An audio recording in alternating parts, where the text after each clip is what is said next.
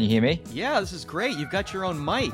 I'm used to people just kind of talking on their cell phones. So I knew I was getting a true professional today with Lachlan Giles. That's right. as he's lounging on his couch. I love it. That's great. Yeah, I got my bean bag. My wife Liv just brought me some food. So. Oh, are you in a bulking phase right now, Lachlan? Is this you getting ready to take on Gordon Ryan in a super match or something Pretty like much, that? yeah. Preparing, yeah, exactly. Preparing for I don't know what divisions are going in. I don't know. I have no idea. I kind of follow Ethan Krellinston, and they're over in Mo's place right now, somewhere in some island doing. It's like these guys are they're like the Hugh Hefner of grapplers. Those guys, they just go to they go to mansions and all that kind of stuff. So that'd be good fun. Yeah, absolutely. We got to get you on that track. Like, you're just sitting over here in lockdown eating bagels. We need to get you. Pretty much, yeah. we need to get you in some mansions, Lachlan. That's what I'm hoping. Maybe we could get some contacts through the podcast. Have you and Livia killed each other yet, or are you guys doing all right over there? We've been pretty good. We've spent so much time together, just like traveling around and doing seminars, and so we're kind of used to. We figured out how to. I probably annoy her a little bit. Well, the goal. We'll get her on the podcast. I annoy Lockie a lot. We're gonna get you on the podcast, and then you can spill all the beans about how brutal it's been to live with Lachlan Giles for 6 months. He's not too annoying. We'll just keep this as like a bonus feature for the behind the scenes with Lachlan Giles. Well, I'll kick it off with an intro. Not that this man needs an intro, because everybody in the world knows who this guy is, and if you're not, I don't even want you listening to my podcast at this point. So we are truly in the presence of greatness today, I would say. Jiu-jitsu greatness. We've got... I actually kind of assumed you'd be wearing like some kind of like a robe with chains kind of at this point. Kind of like... No more normal Lachlan Giles. It's just pimped out. I'm a bronze medalist at ADCC. I thought Liv would be feeding you grapes on the couch or something like that. Not only is he super successful, but you're actually a doctor as well. We've got Dr. Lachlan Giles on the podcast, PhD in physiotherapy, specializing in knee injuries, which is an interesting twist. BJJ black belt with his own page on BJJ Heroes, which is sort of like the Hollywood Walk of Fame for grapplers. Three-time ADCC's trial winner and a three-time ADCC vet. Obviously, I would say you were the 2019 Breakout Grappler of the Year. I think that's pretty fair to say. An amazing performance at ADCC Bronze Medalist. The Giant Killer is here. Lachlan Giles. How you doing, Lachlan? Wow, that's quite an intro. I'm great, thank you.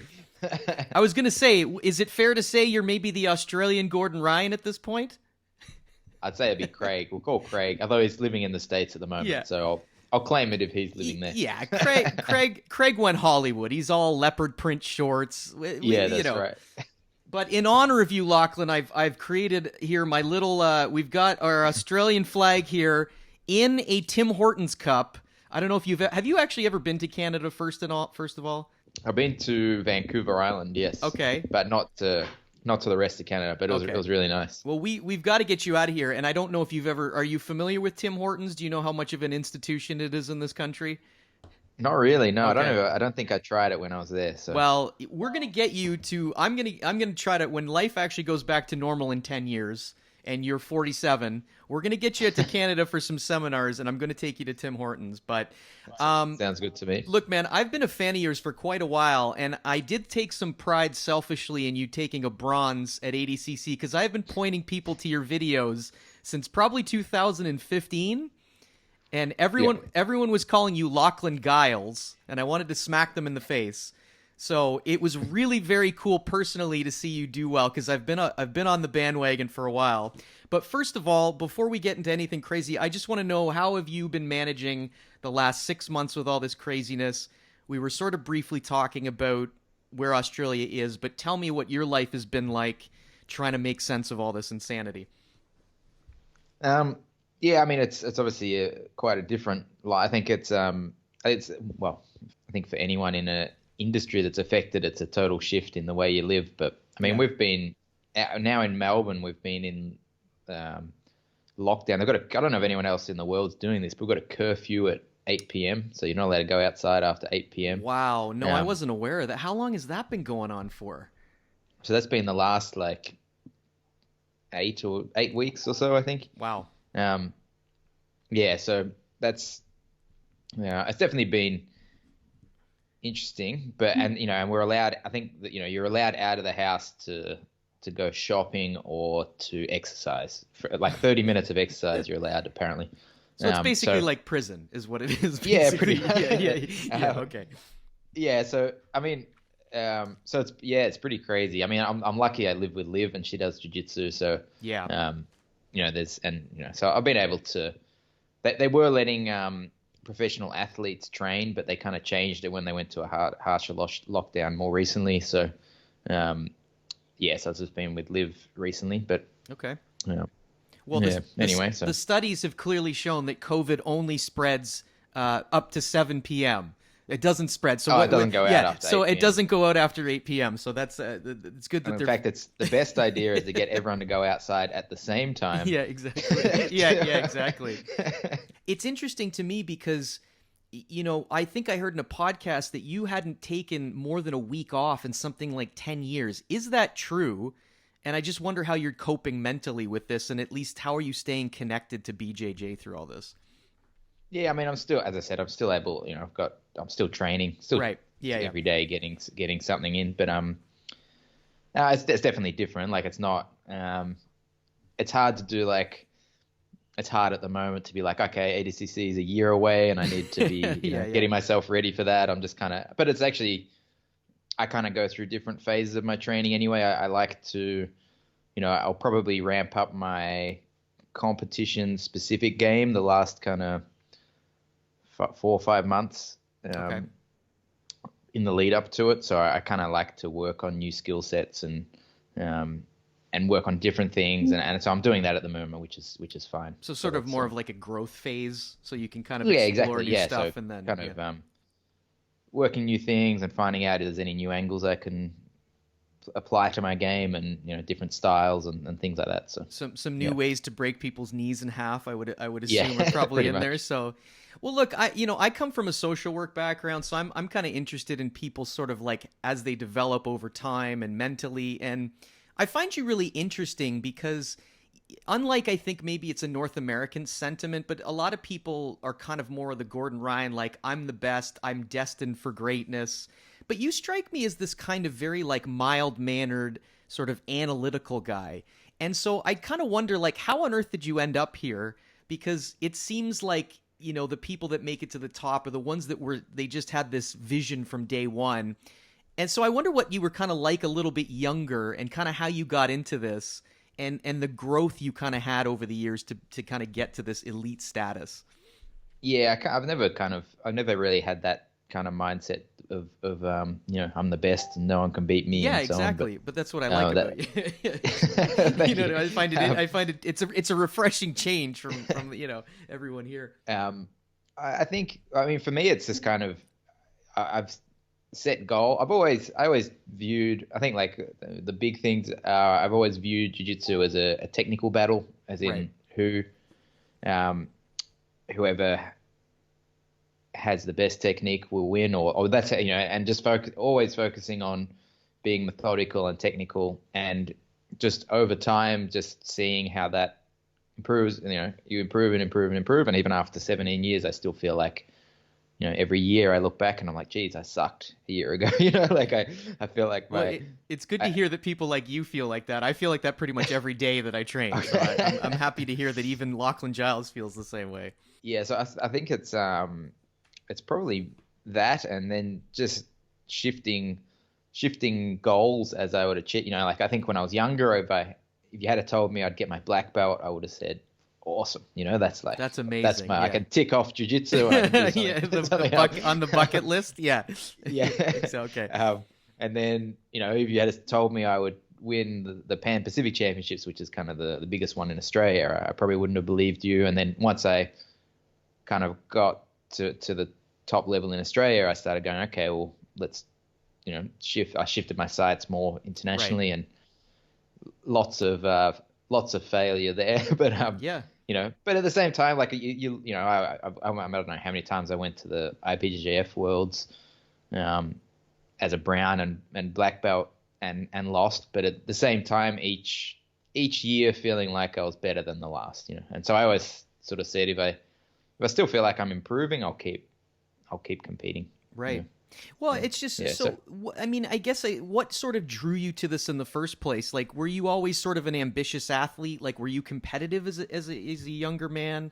And did you have sort of a competitive background getting into jiu-jitsu? I played a lot of sports when I was young. Like, I played tennis and cricket and football, Australian rules football, basketball, a whole bunch of different sports. I was never like amazing at them though. So right.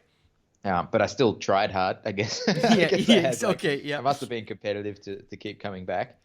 Yeah, so I don't know why that then eventually. I don't even know why I ended up competing. I guess I just kind of did it. I think I was probably 16 years old when I did my first competition. I probably didn't think much of it, and then over time just kind of kept at it. And yeah, I don't know why I never kind of considered just not competing. Right. Well, that's why I find you fascinating, is just there's kind of seems like there's this evolution of you over time. Because, I mean, you're a guy that was, you did your PhD, which to me is pretty remarkable, right? You do have a doctorate in physical therapy. Is that right? Yeah, I finished my PhD in 2017, I think. Okay. So you're obviously a very goal-driven person. What was it that got you into physiotherapy, and where was jiu-jitsu kind of in the background of all this as you were continuing through your school? Yeah, I think I might have first seen a physiotherapist after I think I got an injury in jiu-jitsu, like my elbow or something, and and this is when I was young. I would have been about 16 then, and I had it in my mind that they. If you're a physiotherapist, you just work with sports people, and I was like, well, that's a pretty cool job. Like you can, and then I realized it's mostly you actually work with old people. Okay. So you grew a little disillusioned with dealing with the elderly. Turns out that old people are the ones that get more injuries and need treatment. So which makes sense in the end. But so I think that's what drew me to it, and then. So then I studied it, and I obviously did like my undergraduate work, worked as a physiotherapist for a while, and then physiotherapy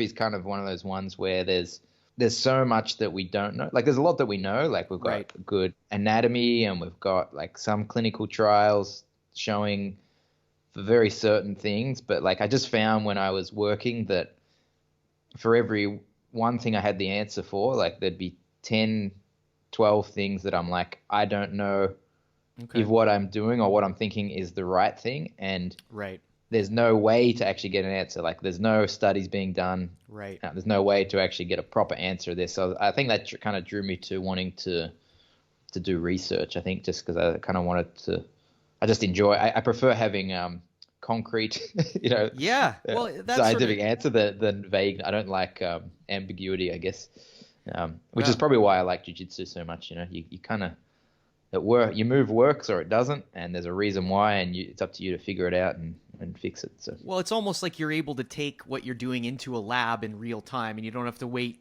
10 years and get grants to figure out what, you go and you drill it and you try it, and if it works, great, and if not, you move on. Whereas in your field, it's a long drawn out process. I think that kind of this unknown too gives rise to kind of, I see a lot of what I think is kind of pseudoscience in a lot of professional sports, where there's a lot of these sort of gimmicky diets and treatments that I'm not sure have a lot of efficacy, but you see a lot of people kind of getting involved with them and spending a lot of money. Is that something you would agree with? Yeah, definitely. Yeah, exactly. Okay. I'm generally quite skeptical of, like, my stance is usually to be skeptical until proven otherwise, almost. Okay. It's a good scientific way to be. Which I think is a good way to approach things. Otherwise, it stops you getting drawn into bullshit too much. But yeah, there's I see a lot of that, with injuries and rehab and ways of training and all that sort of stuff. And for me, I think like one of the best things that the physiotherapy course and doing my PhD did was teach me, you go through like evidence-based practice and how to measure whether something's like, well studied, and the validity of the studies and findings of a study, and where to actually search for that. So usually, like, if I wanted to look up, if someone tells me about a diet or something, the first thing I do is go on Google Scholar and see if there's any actual published randomized controlled trials or something, to support their claims. And usually people don't tend to take that same route as me. So yeah, exactly. I just wonder, like, you go through all this school and you've got your PhD, which is a major accomplishment to me. To have both as a black belt and a PhD and be where you are is unbelievable. What was it then that turns you off of that? And where are you in terms of your development in jiu-jitsu to think, I'm going to leave this behind and pursue grappling full time? It was kind of a slow process. I mean, by the time I finished my PhD, I'd opened up the gym, and my plan was to work as a physiotherapist out of the gym and kind of like have a life where I could treat patients during the day and teach classes at night. And I think the gym started to grow, so that became much more difficult to manage as the two. And I just found I enjoy grappling more. Yeah. So I was like, okay, well, if I choose between the two, I'll do more grappling, and but till eventually pretty much to the point where I was doing full-time jiu-jitsu with, if someone I knew was injured and they were begging me to have a look, I'd have a look, but otherwise I'd kind of just avoid it. So that kind of just gradually progressed into that. It might be something I think I might at some point get back into, just some research. It might be in something in jiu-jitsu, like I don't know if it'll be physiotherapy researcher, but I actually quite like the process and having something intellectual to work on. So, well, I just wonder, I mean, you ended up doing your PhD in some sort of issue with the knee. Was this foreshadowing? Were you just a child that had a fixation on medial collateral ligaments or something? Is that where that came from? It was mostly incidental, actually, but it was it is funny that my maybe it helped. Who knows? Maybe understanding the anatomy helped me understand how to break knees a bit more. Yeah, I was gonna say maybe not. Well, I had a couple friends that actually had a question. I wanted to ask you this too, kind of getting into more of your competition stuff. But I just wonder, like, the Australian scene wasn't ever a major thing, and there's probably some parallels a little bit with Canada, because we have guys like Dante Leon, Oliver Taza, Krellinston, and the Nogi scene that pretty much are Americans at this point. I mean, they train mostly in the States. I mean, how are you able from these major hubs like, the States or Brazil, how are you able to kind of bridge that gap, so to speak, and continue to improve at a world-class pace? I think it's really important that, I think some of the things that I'll say now I think they're quite common for people to be doing it now, but it wasn't necessarily common when I started doing it, which is, like watching a lot of competition, like international footage, and studying tape and seeing what the trends were and going like, okay, this is winning the worlds right now. I need to get on top of that and be as close to, the being in front of the curve, I guess, as I can. So I kind of always had that attitude, and I always had the attitude, so that by doing that, I've kind of had quite an evolving game. I've over the last 10 years, like, I'd say my style has changed a lot, and often by doing that, something that I might have worked 5 years ago might come back into play now, but with a different perspective on it, and it all helps, I think. So I think that, and although Australia doesn't, even like Craig's overseas, so I don't have any ADCC medalists to train with in my prep, but we've got a lot of good guys, and I just try to find the best training partners I can and work with them, and that to me is enough. Yeah, no, that's interesting. So it sounds kind of like film study played a major role for you in your progression, and it's almost like sort of with your PhD, you're kind of going online and you're looking at the quote unquote studies, and you're probably seeing like, hey, this actually has some evidence behind it, efficacy at the highest level. So I guess you were able to take that sort of those techniques and start to drill them more, or what? Did you just see the way that they were training, or was it specific techniques that you were finding?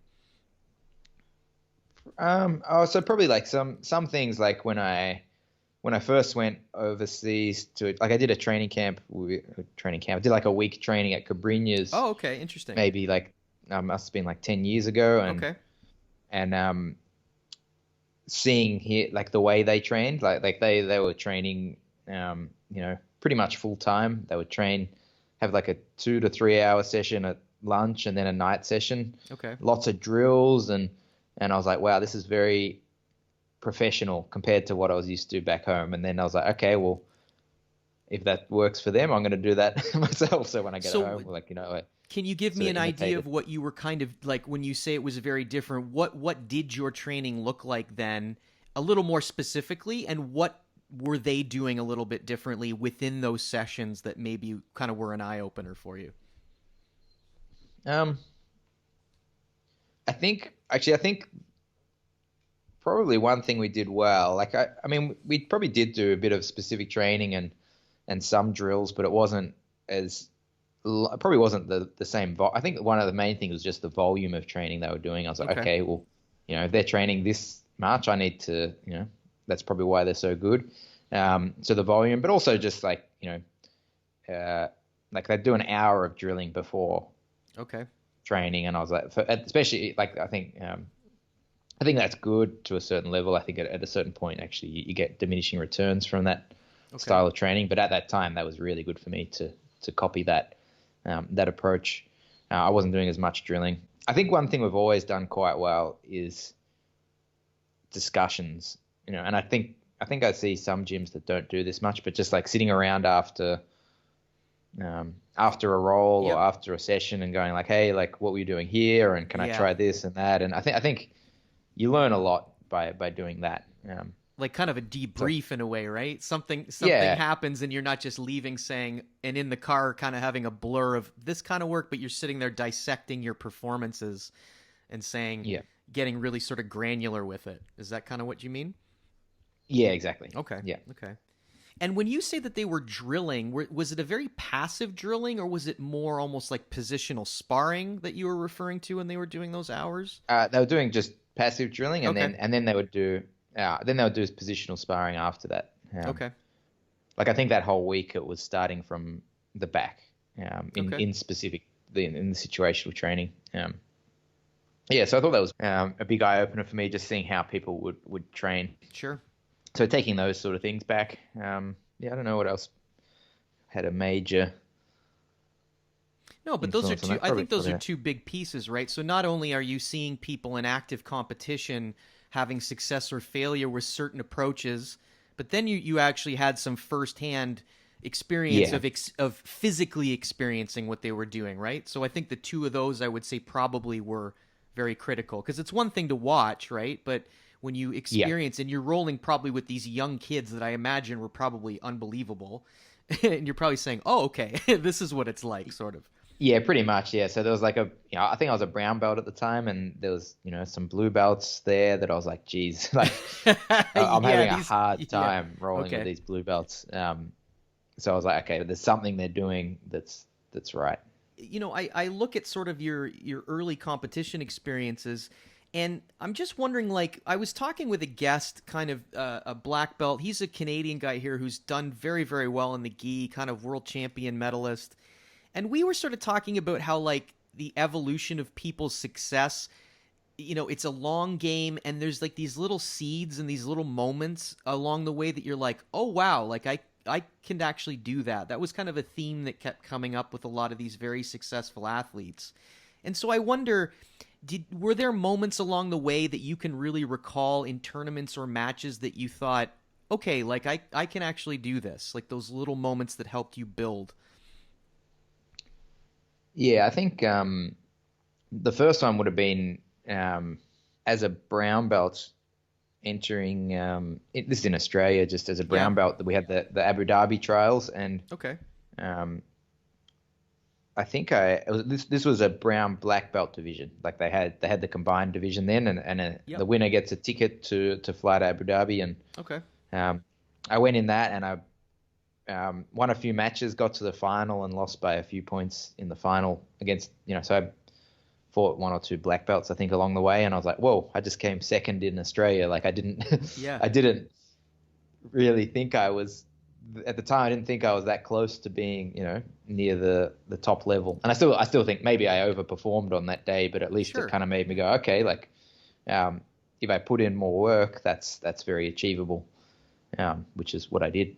Yeah. So that probably that, and then having your first big win against like someone who's got a name, I think is when you're going, I think especially when you fly from Australia, you go to the World Championships, and you especially as a black belt, and you see these names on the in your list, and you're like, oh, like there's no way I could beat that person. Yeah, like exactly. I know who they are. They're kind of like so, a mythological figure. You're sort of like, exactly, they're untouchable. They're untouchable. Yeah. So I think my first win against someone who had a name was against Edwin Najmi in the gi. Okay. He came to Australia. Yeah, that guy's pretty good. Yeah, he's very good. So he came to Australia for a tournament, and I just edged out like a one advantage win over him with some back and forth sweeps. But I was like, that to me was like, wow, I did it. Like again, that's one of those things where I think at the time you're like, wow, that's like I can retire saying I beat someone good. Yeah. I think even to have a match with Edwin Najmi and just not get stuck in his flying triangle is pretty good. There's some bragging rights to not even to get stuck in that. Yeah. Well, actually, there was one piece too that I thought was really interesting. And again, I'm kind of interested in your mentality. Is I think I heard in maybe another interview with you where you said you lost to the same guy 7 times in a row. Is that true? And then you finally beat him in the 8th. Can you tell me a little bit about that? Yeah, so there's a guy from Perth, so the other side of Australia. He's Brazilian. Okay. Well, he might have been born I think he was born in Brazil, but and he's a bit heavier than me, and for whatever reason, we'd met in tournaments. So his name's Will Diaz, really good grappler actually. He's done he's done quite well in a few international tournaments too. Okay. But he just every time we'd meet, he would beat me. And it started out, I think the first time we fought, he submitted me. And then the second time, he might have submitted me again or took my back, like, quite a more dominant performance. Right. And then the third time, it might have been points, like 2 points, like from a sweep or something. Fourth and fifth started to get to like being an advantage or referee's decision. And you get furious when you lose a referee's after you've lost to someone 6 times and it comes to a referee's decision and you lose, like, yeah, exactly. Yeah. I think he beat me 7 times, and then the 8th time I ended up having to fight him twice on the same day. Okay. 1 year. And I happened to win both of those, and that was a good sign to me that I was improving. So. Well, I just find it interesting because I wonder, like you said, you've had some ups and downs, and to come back and still want to beat that guy in the 8th time, I find that really kind of endearing and interesting. What is it that keeps this fire burning in you, to be honest? Like, you keep seeming to have like kind of these ups and downs a little bit, but I'm just wonder, like, where does that competitive fire come from? Because a lot of people, I think, especially the reason I'm curious is because I feel like a lot of people that don't have the, like, I'm destined for greatness mentality, it's easy to sort of psych yourself out and say, maybe I shouldn't do this, maybe I'm not good enough. But it just sounds like you're able to keep moving forward through some setbacks, and I just wonder what it is that keeps you going.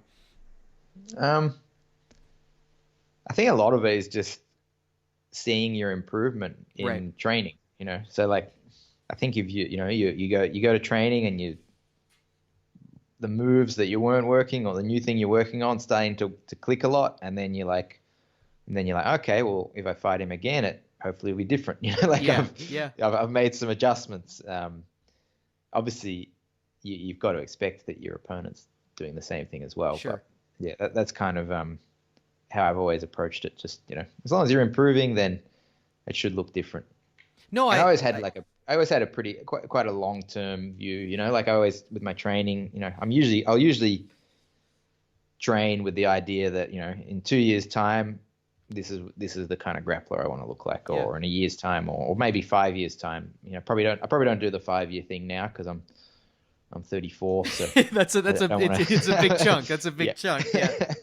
Well, what I find really interesting and I like about your approach is I admire that you're able to see. The reason I ask this kind of stuff is because I beat myself up a lot, and I take losses so hard, but you almost have this ability to, almost like an academic, to separate yourself from the result, and you look at it more objectively and say, this is failing, so I just need to make some adjustments, as opposed to saying like, man, I'm no good at this, or you just look at it almost as an opportunity or like a little project to make tweaks and try again. Is that sort of an accurate way to describe your mentality a bit?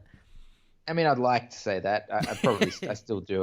You know, obviously I get disappointed and frustrated and so on, but I mean, I don't know. I suppose some people, for me, when I lose, like, I want to get on the mat the next day and train. Yeah, you know? yeah, I want to exactly. get better. I get frustrated like that, and I want to fix the mistakes or whatever.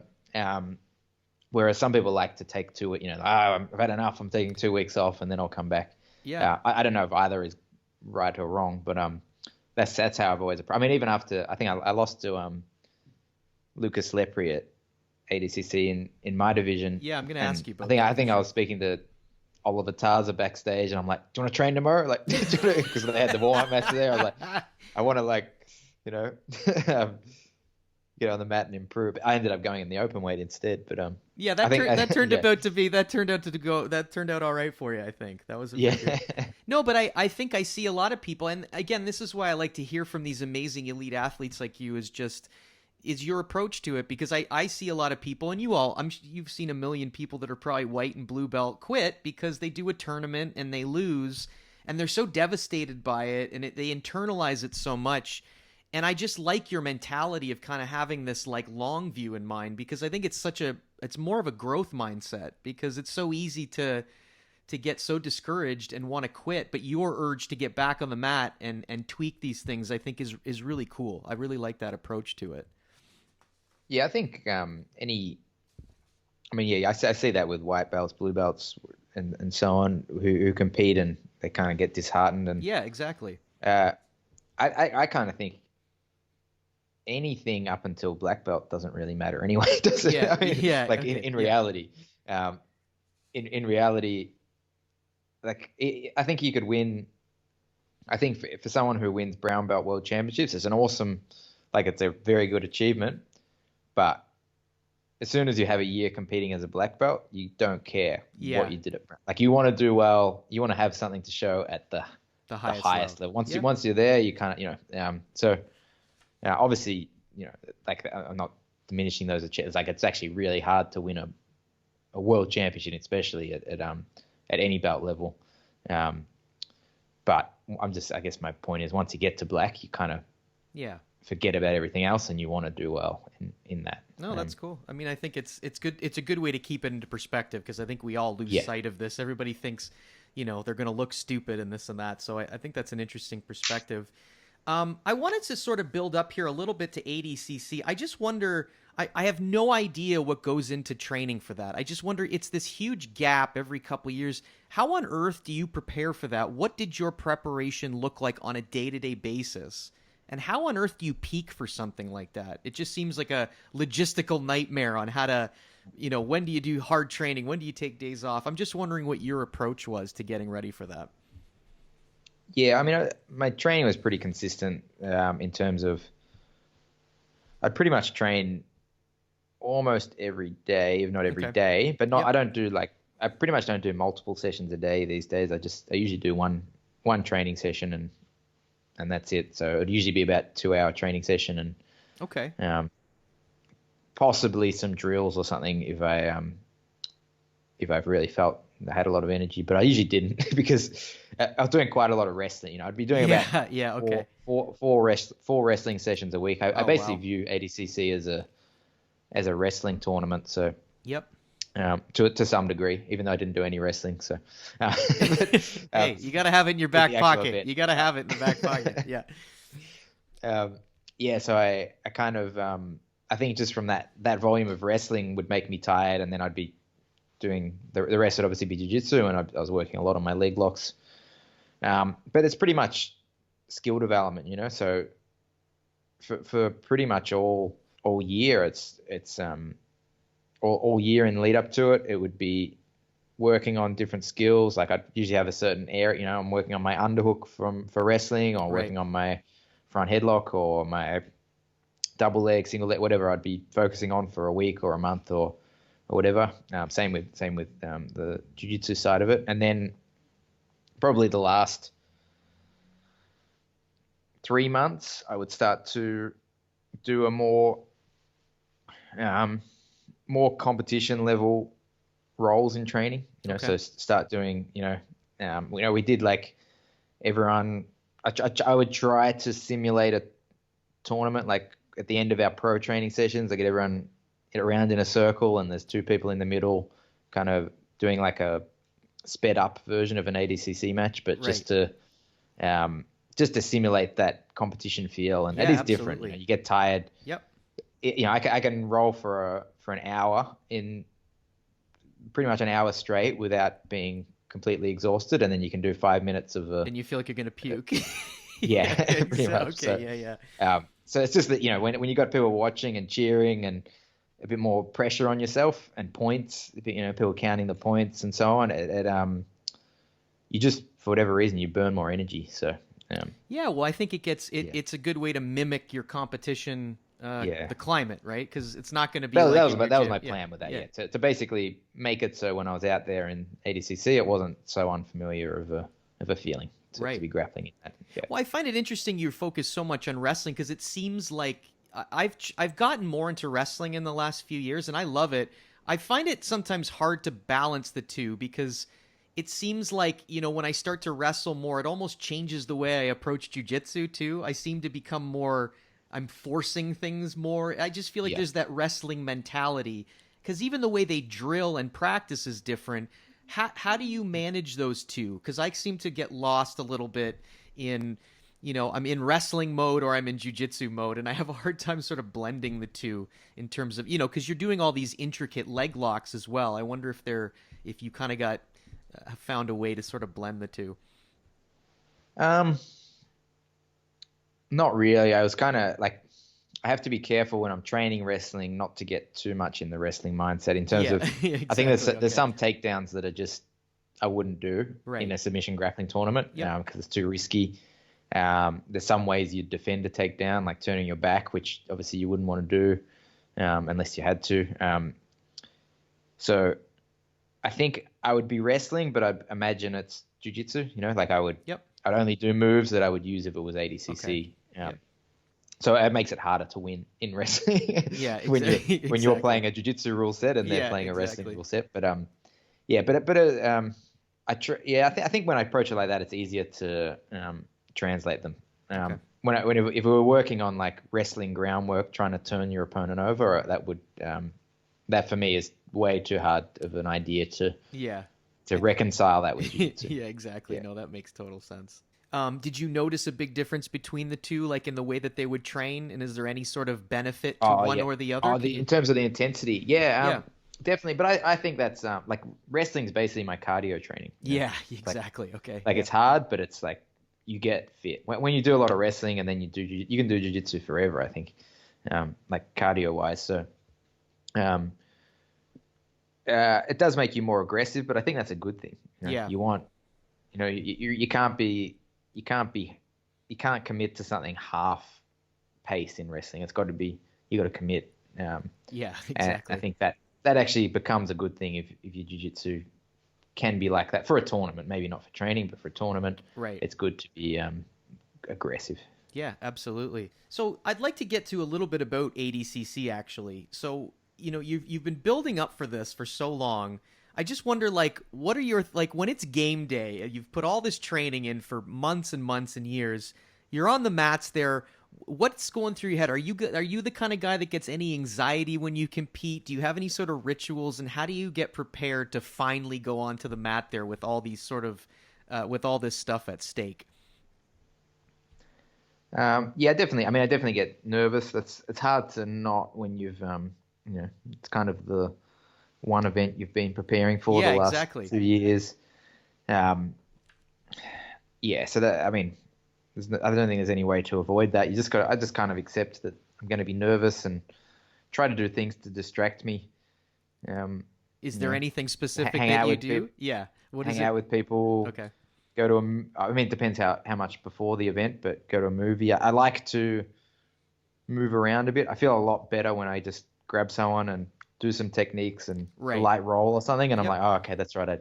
I do know jiu-jitsu. Like, sometimes you kind of think for a moment that you've forgotten everything, but when you just grab a hold of someone, you're like, oh, that's right. I actually know what I'm doing. Well, it's interesting too. Like, so you get out there and you have this match with Lepri, and it doesn't quite go your way. So what were your thoughts during that match? And I just wonder, I'm just so curious about you guys. When you get to that level, you put all this at stake, and you have a match, and it's kind of one and done. Like, where are you mentally there, and how are you sort of able to regroup later in the day?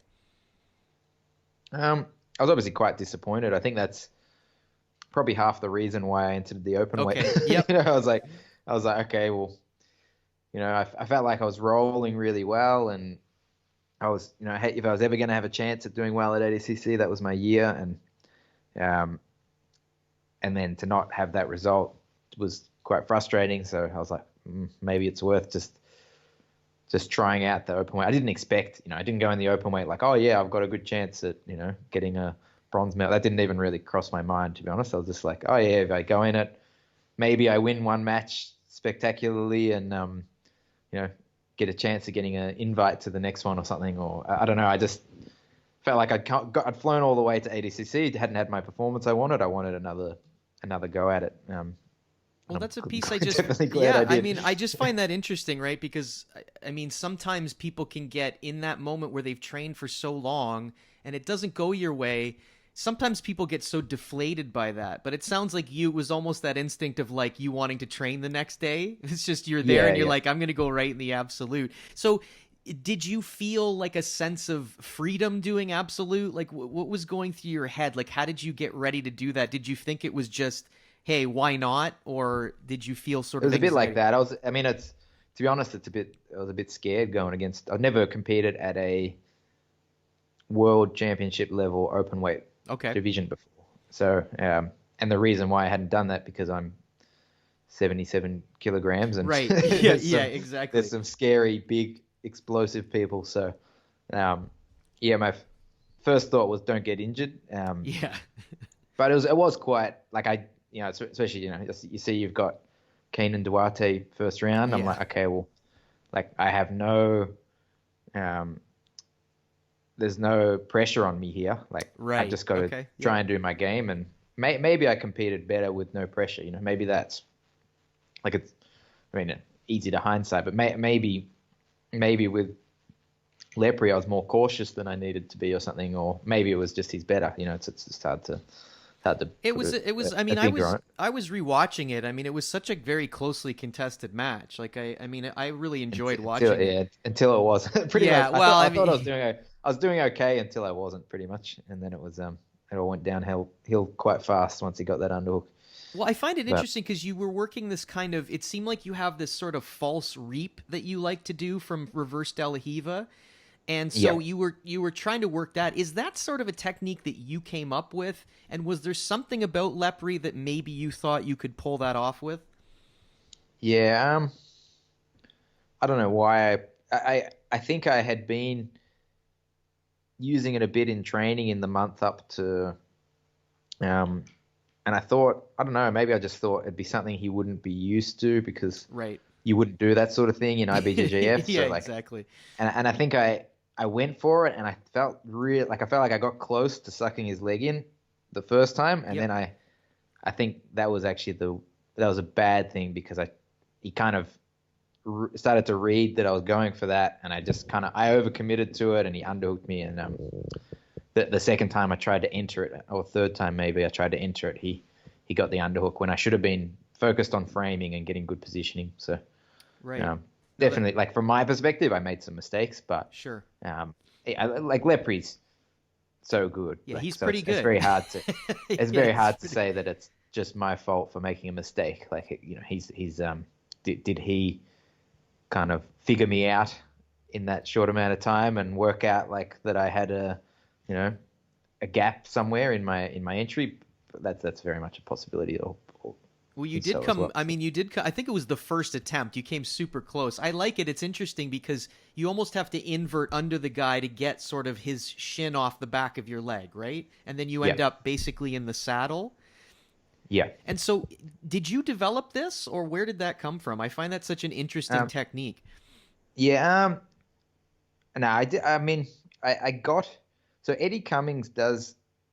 Not the same. He doesn't do it from like because I was doing it from like a sit-up guard, but he does it like he does it from butterfly, and then he would reach his hand through and grab the leg. So it'd end up in kind of the same end position, but he's doing it from like a half butterfly. Whereas I think I saw him do that, and I was like, I reckon I can do that from sit-up guard. So I don't know, maybe someone else was doing it as well, but I'll say I don't think I saw anyone else do it that way, but I definitely got the inspiration from watching Eddie Cummings do it from like a butterfly guard. Interesting. Okay. Yeah, no, I think it's a really interesting technique, and I was hoping you could pull it off because I have one of your DVDs. I think it's is it your half guard anthology that it's in there? Yeah, I've got that in there. I've seen that, so I saw you going for it, and I thought he's going to get it, but yeah, it seems like with Lepri, you give him an underhook and it's game over.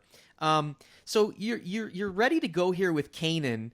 I mean, what the heck is going through your head, and what's the thought process like when you beat this guy and you get the heel hook on him? What are you thinking at that moment?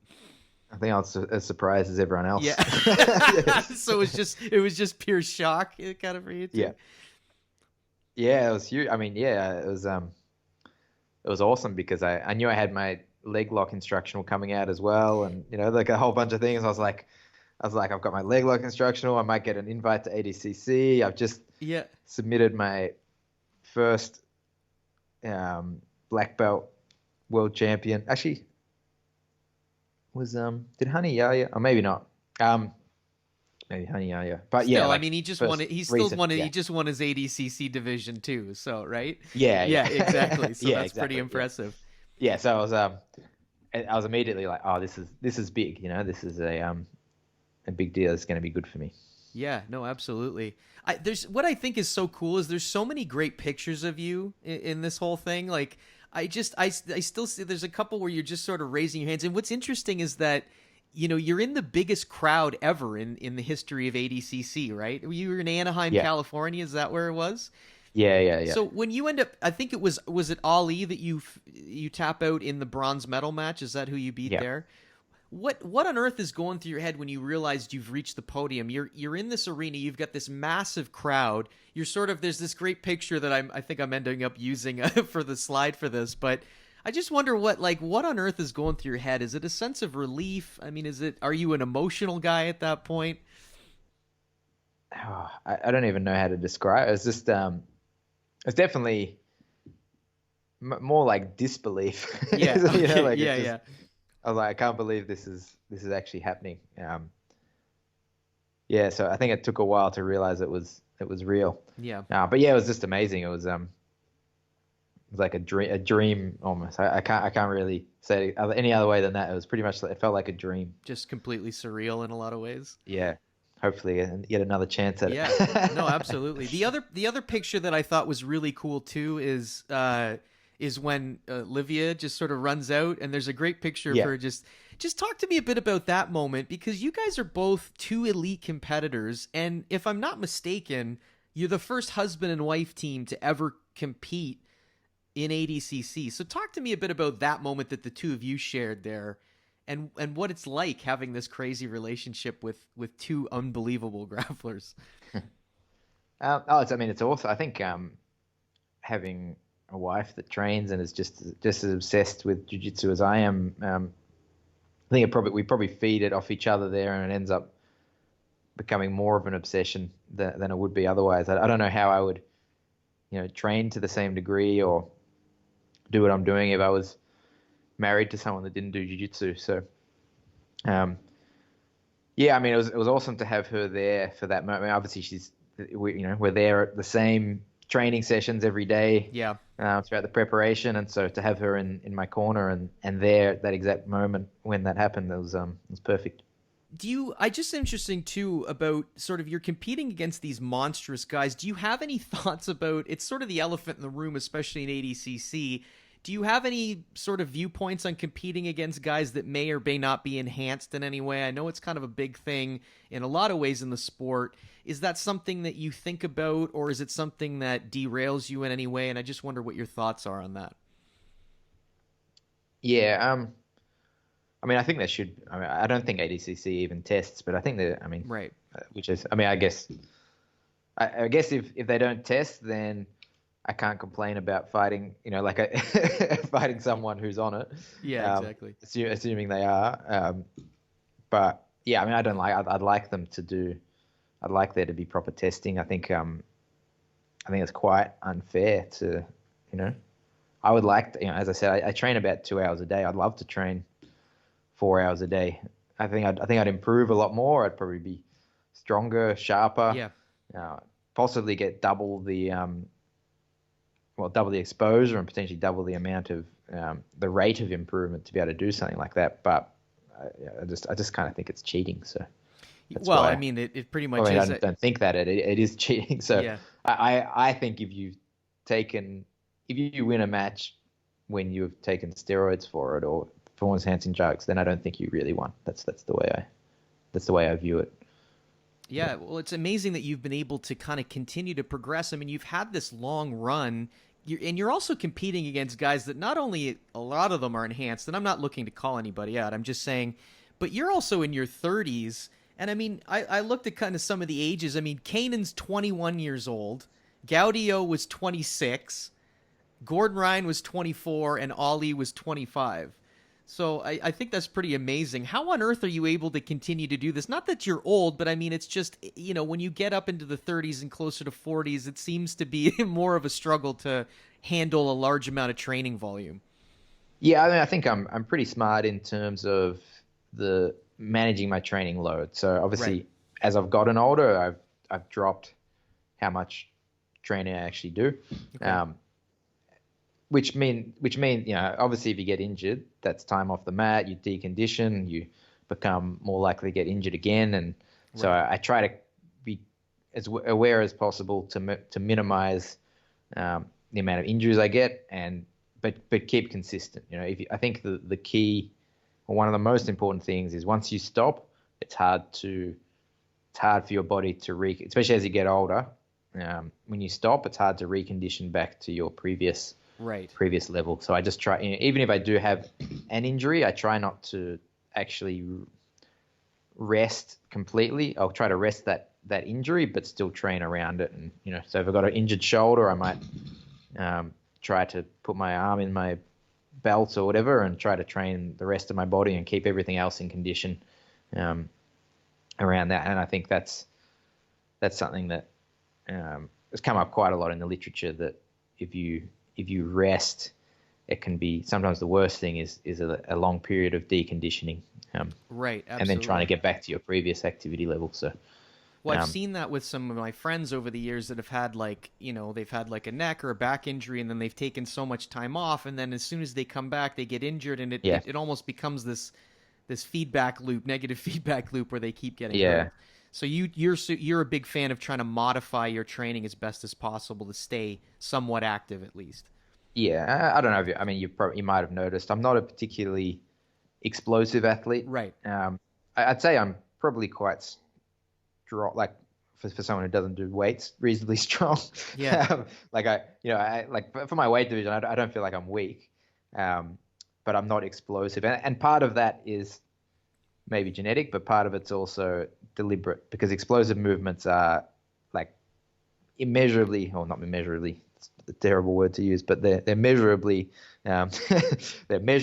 more load on your body than like a slow movement. The more speed you add behind something, the more likely you are to put stress that could lead to injury. So In some ways, I deliberately avoid playing a style that involves a lot of jumping around and explosive movements because I know long term that's going to give me a shorter career. Okay. Yeah, I was going to actually get into your game in just a second, but before we move on from the ADCC piece, I just thought it was really interesting. You had a really interesting match with Gordon Ryan. I just wonder from your perspective with a guy like him, what on earth makes him so good, and how are people like him able to sort of be, it seems like, so far ahead of the curve with relatively a short amount of training? Is there something that jumps out to you about why he seems to be so difficult to deal with?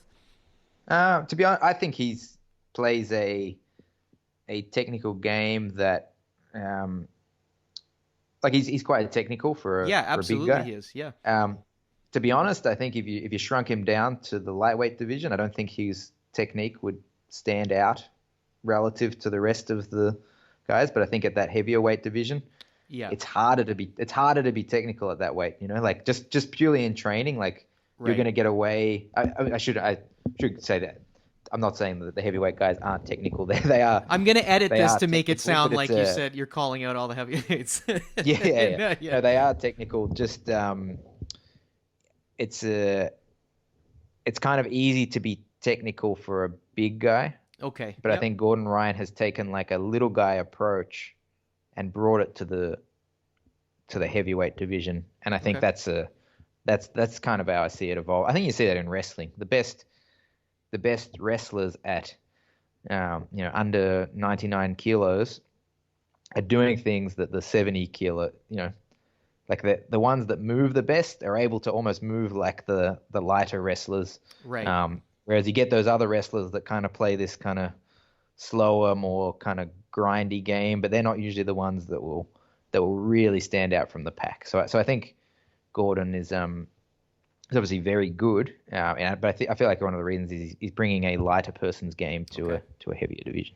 Well, it's kind of an interesting point you make, because I do follow his brother as well, Nicky Ryan, who's incredibly technical, but has struggled especially at that ADCC level, in part because he's fighting guys like Paulo Miao, who just seems like an absolute nightmare. So I wonder if that's part of the puzzle that's a little more difficult for Nicky Ryan in those kind of situations. Yeah, I mean, for me, I would put, like, watching Gordon and Nicky, like, I wouldn't, just purely watching their movement and so on, like, I don't think Gordon moves any better than Nicky does or anything. No. Like, I think Nicky looks really good, but I agree that, especially that 66 division, like, those guys, any leg entanglement, everything just happens so fast and so technically. They've all got ridiculous flexibility. It's it's much harder to play that game at that weight division than it would be at a heavyweight division. Interesting. That could be part of the reason why you were maybe able to expose some of that being so successful in the absolute as well. I mean, you were bringing maybe a style or some leg entanglements in a way that they're not used to seeing, right? Because you're bringing a very sort of dexterous kind of approach to getting underneath and more of a newer approach to getting into 50-50.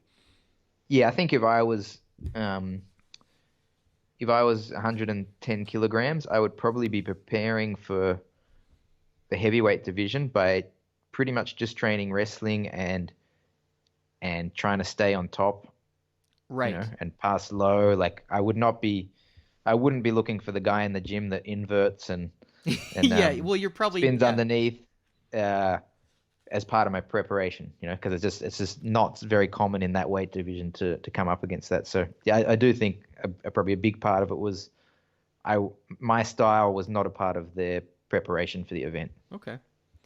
Well, that kind of ties in nicely. I just wanted to talk to you a little bit about your game, because I remember at the time when I was watching this, my friend kind of said, when you were leg locking everybody, my friend was saying he's won, and he said he won by 50-50. And then I went back and I said, no, I think he won with a saddle. Like it was both inside heel hook. And then we both went and looked back and we said, no, it's actually both.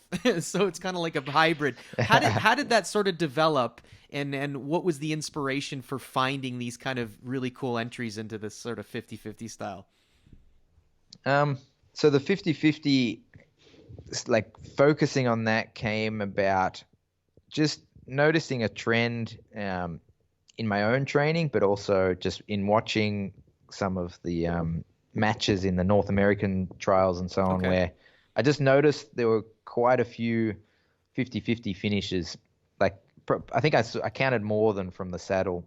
Okay. In the North American trials, and I was like, okay, that's an interesting trend. I'm going to kind of explore that more. And as I started to play more 50-50, I started to find I was getting more finishes from there.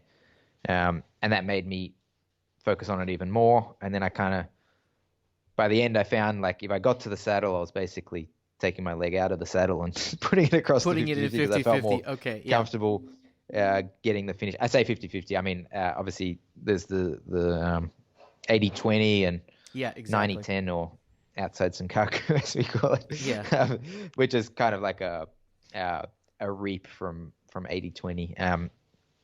And which is obviously just I don't know where I got that from. There's been people doing similar sort of things.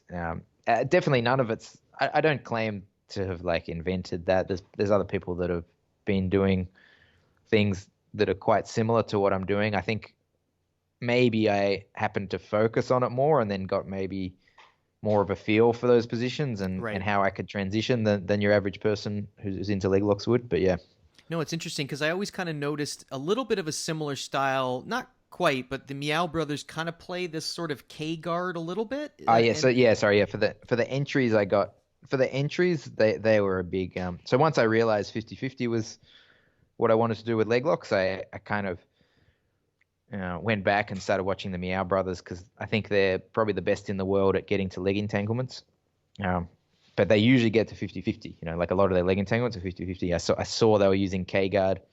So I started trying to copy that entry. And then we had a guy from Sydney, a purple belt I rolled with from Sydney, who was doing like that kind of De La Hiva K guard entry that I was using. And like I rolled him in the gi once.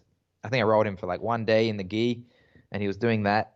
Not to leg locks or anything, just to get into 50-50. And I was like, that's a really interesting entry, and started adding that into my to my leg lock entry game. So I suppose look for inspiration everywhere is what I'm saying. Well, it's interesting, right? Because I guess obviously in the rule set of the IBJJF, which the Meows have had a ton of success with, obviously the heel hook isn't in play, so they're using it as a way to score points, right? They're coming up. In fact, I'm pretty sure I saw Paulo Meow hit very similar entries, maybe against even Nicky Ryan, coming up into that sweep. In fact, I think it was like in the overtime or whatever, just at the end that he beat Nicky Ryan with it. So it is a pretty interesting thing.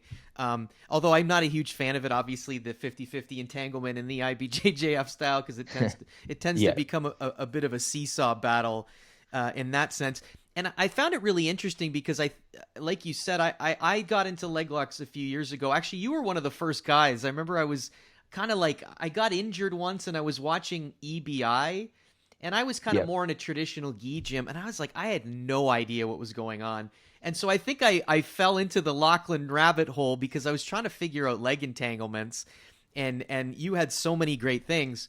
But I have found over time that as I've been teaching a lot of stuff, and as people get good at the saddle escape, it's really hard to keep them there, especially when things get sweaty. Is that kind of what you were finding? And so by throwing it into 50-50, what is it about that position that makes it more difficult for people to defend? I think it's so the issue is, if you can picture, for anyone who's listening, picture 50-50, picture the saddle. Right. And you've got both your legs threaded from one side, and locked on the far side. What you can't do there is expose their heel well. So due to the leg positioning in the saddle, if someone starts to turn away and hide their heel, it's very hard to use your legs to force it back. Whereas if you were to take your legs and throw them to the other side into 50-50, you now have a much better ability to, if you were to point your knees to the roof, it actually starts to expose the heel, and it can help you follow them when they hide the heel better. So that escape is still very difficult to deal with even in 50-50, but I think it just adds a bit extra advantage to the person trying to heel hook by having your legs across. The disadvantage is there's potential for someone to try to counter leg lock you. Exactly. Yep. And that's why some of those variants like 80-20 and that 90-10 or outside Senkaku is you're basically safe from counter attack from there, and you can still attack. So it's definitely better in that regard, but I think there's some real advantages to just the pure 50-50 position as well, which requires you to be more confident with your own defense, but yes, it can be harder for your opponent to actually escape from the position, and so you have more time and an ability to, I think, separate and catch the heel from there too. So I try to use all of those positions. My general strategy is if I end up there, I'm going to be, I hope, more experienced at that position than my opponent. So like it's kind of that's what it. I mean, that's the pure 50-50. The other positions like the 80-20 outside Senkaku, I think if you get there, you don't have to be more experienced because you get a chance at them and they've got to try and escape. But the 50-50, there's a chance you could get caught, so you want to make sure you're well developed in that particular game. But it's something I think people who avoid working it because of that reason are actually then making it a bad position, if that makes sense. Yeah. So if you don't work it, then if someone puts you there, you're now in a bad spot. Yeah. Whereas if you work it and someone puts you there, you're in a good spot. So to me, it's quite obvious. It's funny because when I didn't really know much about leg locks, or even when I was starting, I saw Ryan Hall with 50-50 all the time, and I kept saying, like, why on earth does this guy like 50-50 so much? Because I'd say, I love the saddle, but then sure enough, as I got better and I started teaching people how to defend the saddle, now people are escaping all the time, and I find myself going, oh, maybe this is why he liked 50-50. Yeah. I mean, I generally find it more frustrating when it's a dead heat, basically, like pure 50-50. One of the first DVDs I watched was actually, I think, Josh Hayden, the 80-20 surfing system, which I thought was pretty cool. Okay. But then I really found that your entries were very sort of ingenious in the fact that it's 50-50, but it's not really, because you're in such a dominant position when you end up rolling and their knees and they're like, they're pointing the other direction.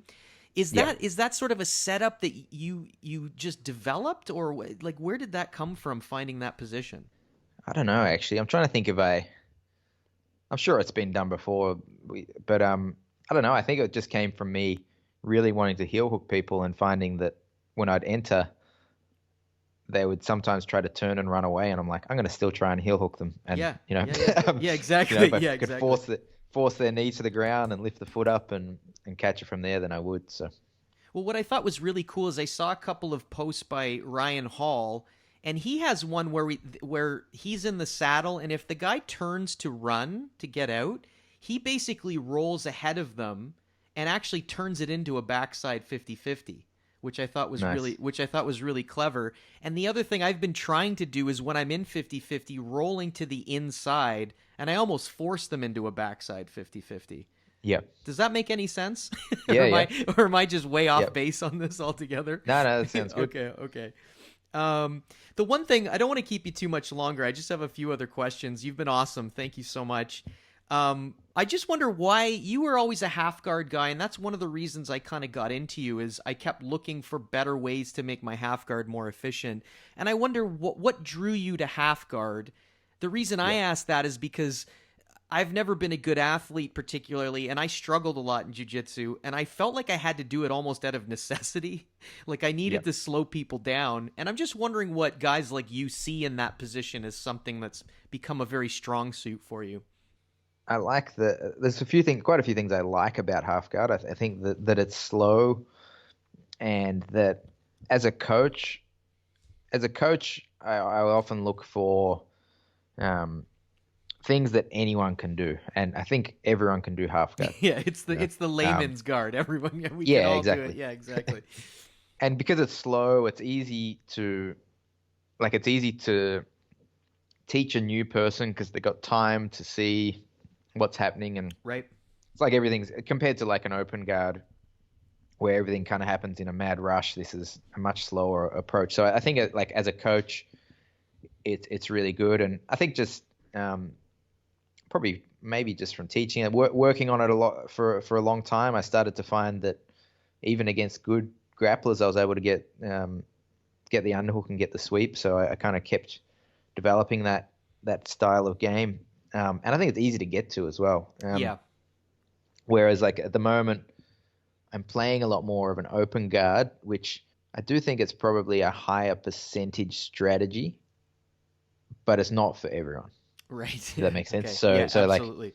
like I'm playing a game that I don't know if everyone's going to like to emulate. Why do you feel like it's a higher percentage game? Why do you feel that? Just more options? Probably from a guard retention perspective. Okay. Just I think if you can play an open guard well, you never let your opponent, like in some ways by going into half guard, there's a chance your opponent gets a good grip on you too. Yeah, exactly. You know what I mean? Like you're kind of you're a bit closer to being. It's kind of like I think all things being equal, if someone worked their side control escapes for a long time and someone worked their side control attacks, the favor should go to the person working their attacks because the person on top has control of the person on bottom. Like it's quite clear in side control. Yep. Half guard is kind of like either person could get control scenario. Like exactly, you could get a really good half guard or you could get put in a bad half guard. Yeah. When you're kind of at that distance open guard, I think it's mostly the guard player that has the ability to gain good control. Right. Or if your opponent does get control, they're still usually quite a ways away from getting to pass the guard. So I think if you really develop that distance layer, that's probably the best layer to try to keep the fight at. But as I said, I don't think that's like I think there are some there's probably like a baseline level of flexibility and so on that is going to be required to be good at that style of game. So mostly that's not for everyone. But in attacks and as well as guard retention in a way, do you think? Yeah. Is it both of those things? Yeah.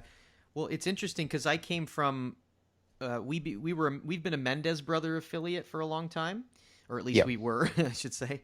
But they hate half guard, so they never teach half guard because they're small, agile, and they're all about De La Hiva and managing the distance, which is so opposite to me. And in large part, I feel like, I need to slow people down. I have a harder time, especially in no-gi. I feel like the open guard seems more risky in a lot of ways because it's harder to establish those grips, which is why I should say. No, go ahead. Yeah, I should say. I think the open guard style takes longer to get good at as well. There's way more variables, and there's a lot of timing. Things move fast.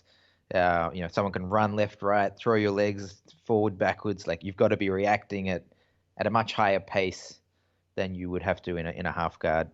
So I think it's that's probably a downside to it. But as I said, I think if you've got the attributes to do it, it is a really good style to play. Yeah, well, it doesn't seem like to me that the half guard style at the higher level, especially in no-gi, seems to be as prevalent. Like I was noticing that, like I found there was a certain style with it that I really was running into a lot of trouble with. And so I thought that I kind of have been playing more with this open style, but it is much more difficult. There's so much changing. So do you see half guard as a style that does have that limiting factor at the higher levels?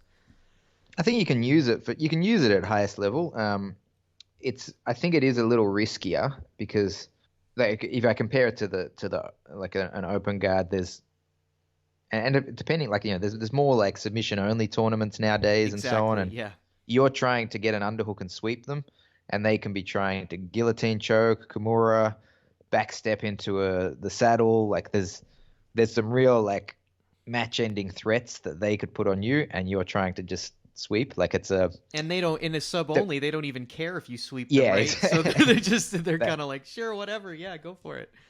That can be a negative of it, but overall, I mean, you can definitely make it work. I think there's quite a few examples of half guard being used. I think it works best even at that level. I think it works best as a secondary guard, is in like if you attack from a more open guard or somewhere else, and then someone like you make it really difficult for them to force themselves into your half guard. Like they're trying to pass and they force themselves in, but they don't have their grips they want, and you can come in and attack. I think if you that makes a lot of sense. If you sit on your back and you're like, come into my half guard so I can underhook you. Yeah, exactly.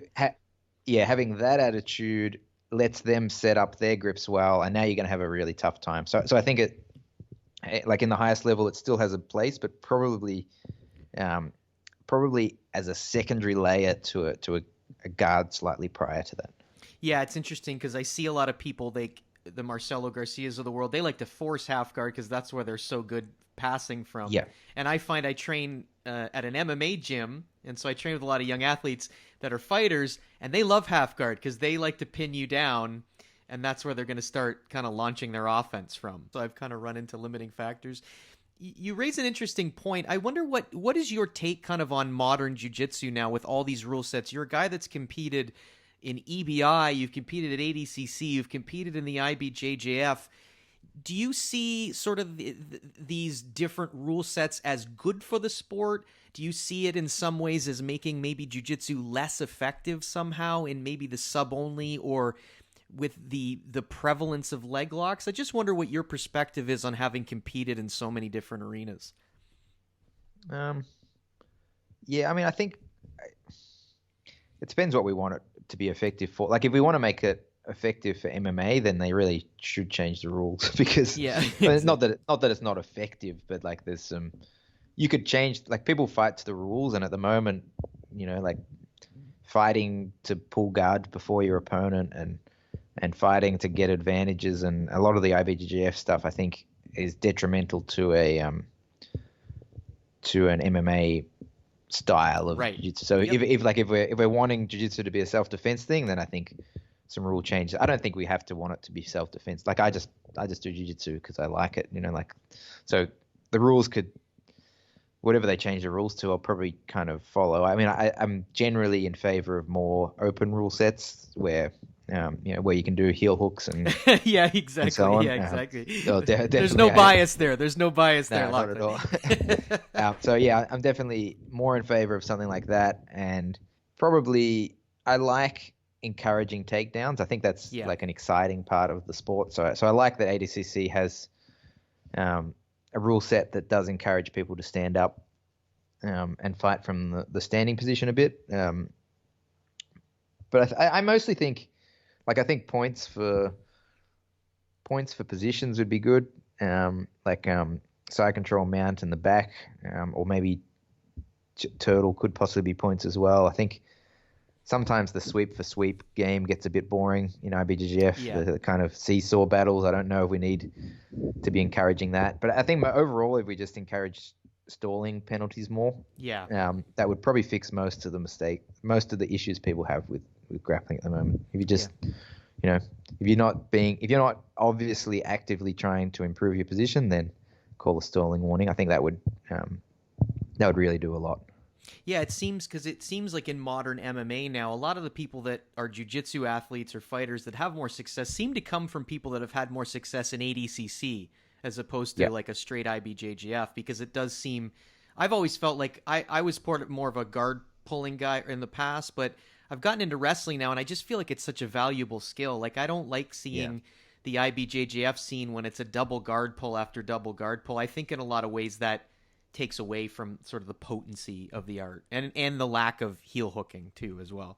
Yeah, for sure. Yeah, ADCC I think encourages, that does do a good job of encouraging a good style that people want to watch, and that would transfer better to MMA. I mean, I think the only thing that all of them are lacking, if we wanted to do that, is some sort of reward for standing back up from being on your back. Just about everything at the moment, if you happen to land in guard, just about every rule set, you're like, cool, I'm going to play guard. Whereas in MMA, it's often I want to get out of here as quick as possible. Yeah. Well, that's what the sticking point I've run into is I'm trying to develop my guard at the same time as get better at wrestling. And so I'm always finding this I don't want to pull guard, but then if I never pull guard, then I can't get better at my guard game. So that's kind of the sort of the problem I'm finding a little bit. So I'm still trying to figure out a way to balance the two. I just want to end a little bit here with a little bit about, you're such an accomplished teacher as well.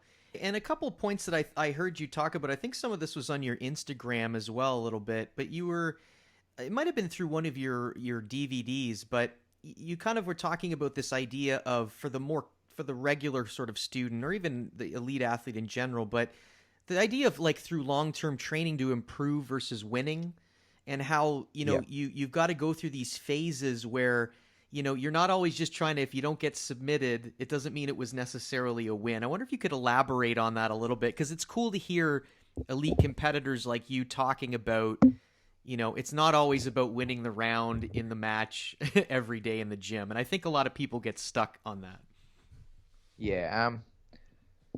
There's probably two parts to that. So obviously you can stick to what you're comfortable with and try and do that every training session, but that's not how you improve. Like you improve by, I think when you improve, what you really do is you want to find the boundaries, especially as you get to a higher level. It's really about knowing exactly how far I can push this move to the edge and it'll still work, because then that often opens up another counter as well.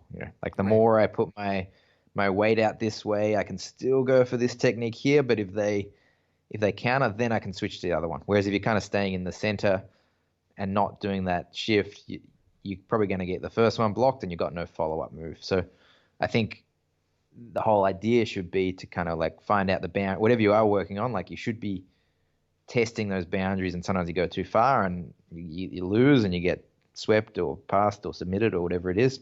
And sometimes, but overall you're calibrating that and getting your game better in that way. And then there was the not getting submitted is not a win thing.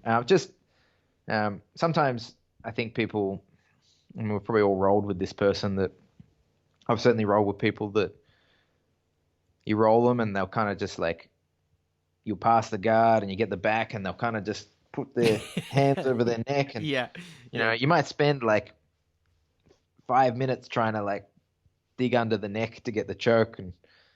And then even on that same person, sometimes you're like, all right, I don't want to like sit here and try and choke you for 5 minutes. So you'll sometimes like move off onto knee on belly and they'll stay in this kind of like balled defensive up shell kind of thing. And I'm like, you're not actually trying to get out of you're not actually like that. The person I'm rolling with is not actually trying to improve their position. They're trying just to not get submitted. I just don't think that, like, I think that's an okay mindset while you're in threat of being submitted. Like, okay, while I'm on your back and I'm trying to put my arm around your neck, like that's probably your only aim right now. But if your goal is to do it for self-defense reasons, then getting stuck underneath someone's mount or back for 10 minutes and not being able to escape is not really a valid self-defense strategy, especially when there's strikes. And if you're trying to do it for any sort of competition purpose, then you're going to lose on points every time. Unless you wanted to do EBI overtime and you've got really good submissions. Exactly. I suppose I think like you should be always trying to progress your position and take risks, even if that means you get submitted. No, I think that's I've been stuck in the past in that kind of mode where it was all about just being in a defensive shell and not really trying to take chances. So I think that's really good advice. You've been teaching for so long. Is there anything about teaching that if you could go back and tell yourself, like, what have you learned about it? What do you find the most difficult pieces, and what advice do you have maybe for other instructors that are starting to get going down that road? I think the issue is always, I think, has been for me is trying not to give, like, the issue is trying to give the right amount of information. People can only take on a certain amount of details per session. I think it gets really hard when you've got a room of really mixed levels. Have you got 5 purple belts and 5 blue belts and 5 fresh white belts? Like there's no way you can teach that class and everyone like teach them all together and actually everyone would be happy with the level of instruction, I think. So I think like we split our classes into basically, like, we've got fundamentals and intermediate and advanced, and trying to teach the fundamentals to the white belts essentially, and or white or blue, and then intermediate to the blue, purple, and advanced to kind of the higher belts. So I think targeting it like that and giving the right details for that, I think, is the most important thing. Right. I've heard you talk about self-directed learning as being a big piece of the puzzle as well. Is that something that you kind of preach with your students as well? And could you elaborate a little bit on that? Yeah. So self-directed learning, I think, is really important. That's it's hard to teach in a class setting. Because you're teaching it, you can't, like, unfortunately, if everyone shows up to class and you go, okay, guys, you just work on whatever you're working, most people sit there with a blank stare on their face. So there's quite a lot of research showing that if people work on what they want to work on, they're directing, they're recognizing and problem solving and trying to add to their own game, that they're going to improve at a faster rate than if I'm sitting there telling everyone, like, today we're working on X guard. Don't get me wrong, that's still good, and that's probably the best way to run a class format, unless you've got everyone with their own self-directed learning kind of things in place already. But I think for things like open mat, there should be things people are working on. For our intermediate and advanced classes, I do let our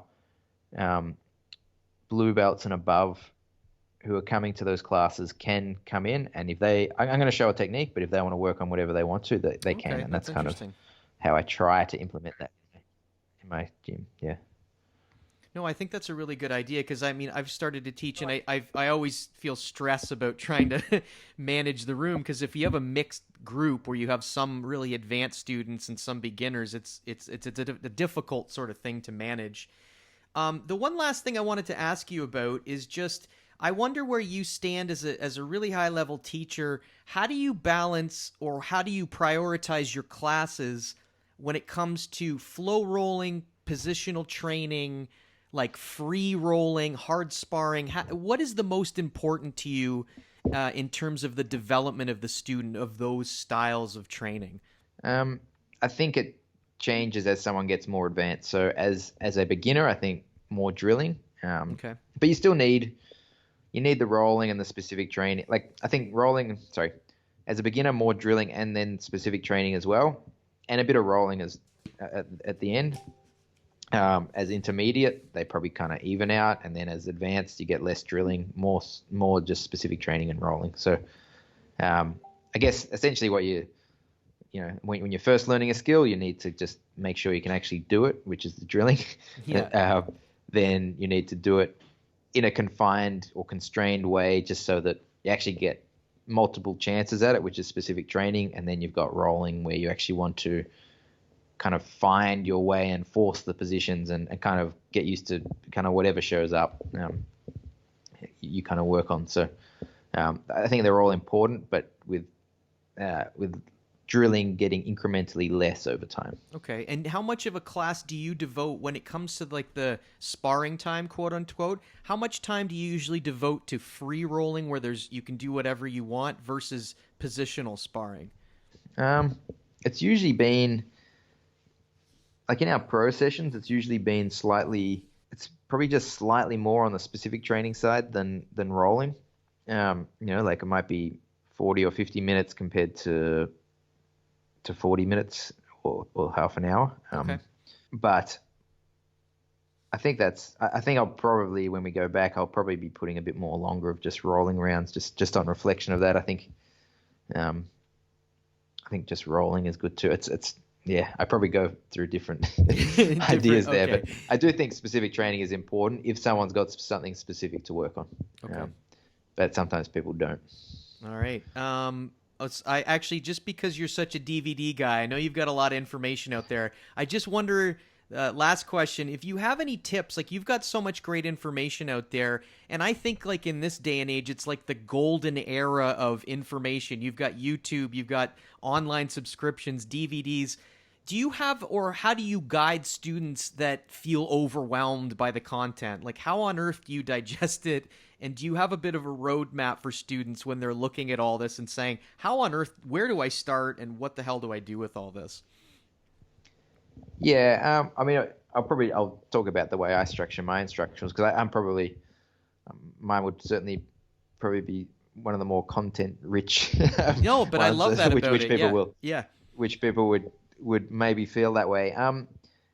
I try to put, I mean, if you look at the labels, I try to put the term primary attack for the thing that I think people should kind of work on first. So like if you're new to it, it's like obviously watch the concept side of it. Like I usually go over a few concepts and the way I kind of think about the position, and I think that's you only have to watch that once or maybe twice, but like just to understand like, oh, okay, like this is how you're approaching the position, and then there's the kind of the techniques that kind of come after that and how they fit in, and when someone does this, then you do that. But I think the first thing would be just work on that primary attack and get good at that, and then everything else should be a reaction off that. You should start to notice patterns. It's like you're almost really building like a computer program, which is like all these if-then statements. So it's like the first one is I'm going for the double leg, okay, and then there's the if they get an underhook,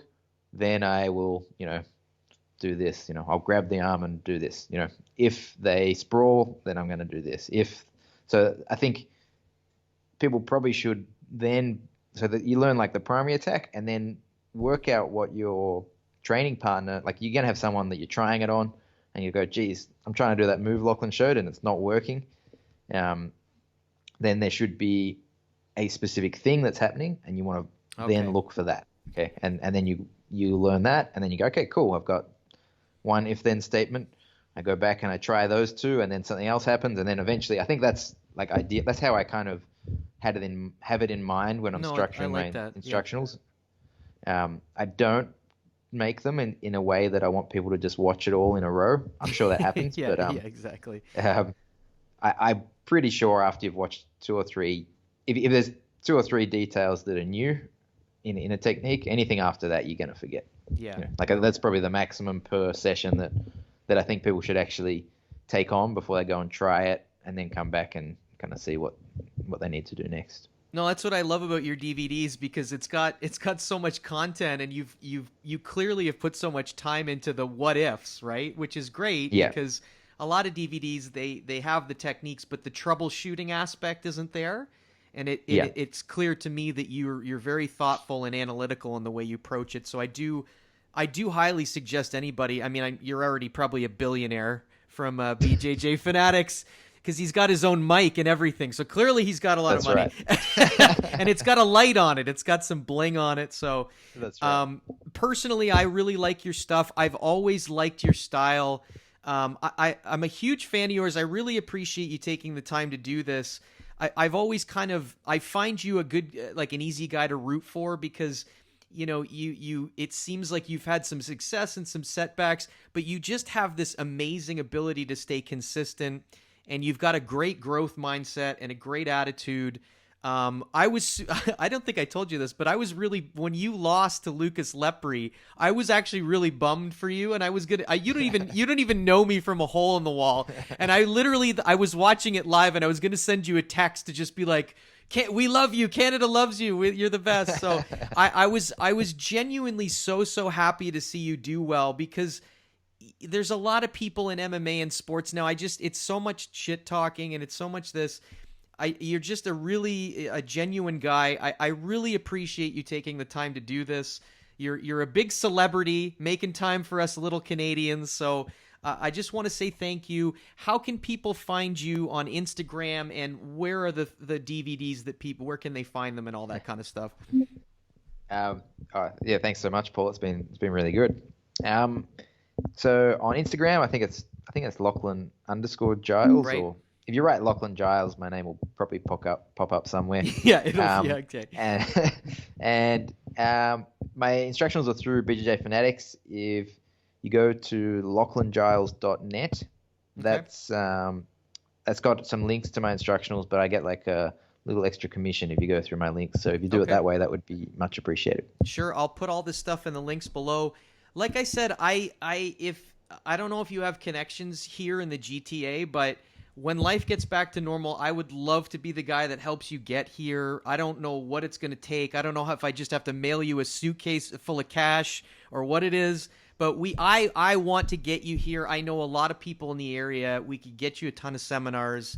Awesome. So, when things get back to normal, please reach out. I'll be in touch, but I want to get you out here. I can't let you go without asking about any Australian talent we should be looking for, big names on the horizon that we're not really seeing yet, but are going to make a name for themselves. Oh, there's a bunch. So we've got a few guys like Jeremy and Mikhail coming out of the gym. Okay. There's Ariel Tabak, who I'm releasing the guard retention instructional with. Okay. He's excellent. He mostly competes in the gi actually, but he's got really good light featherweight. So, or featherweight, one of the two. Okay. Small. Yeah. And there's actually a lot of Aussies really getting into it. So there's a whole bunch of young people. I'm interested to see the ADCC trials this year actually. So. Yeah, absolutely. So do you just have an invite now, so you don't have to go through that whole headache? I'm pretty anymore? sure. Yeah. Okay. Yeah. I'm banking on that. So. Okay. All right.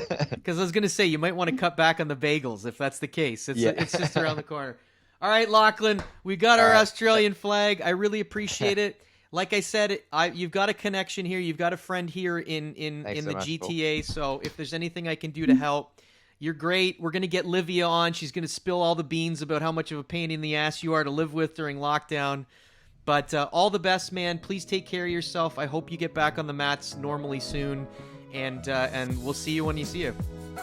All right. Thanks, Paul. All right. Cheers. Cheers. Have a good one, Lachlan. Okay. See Bye. ya.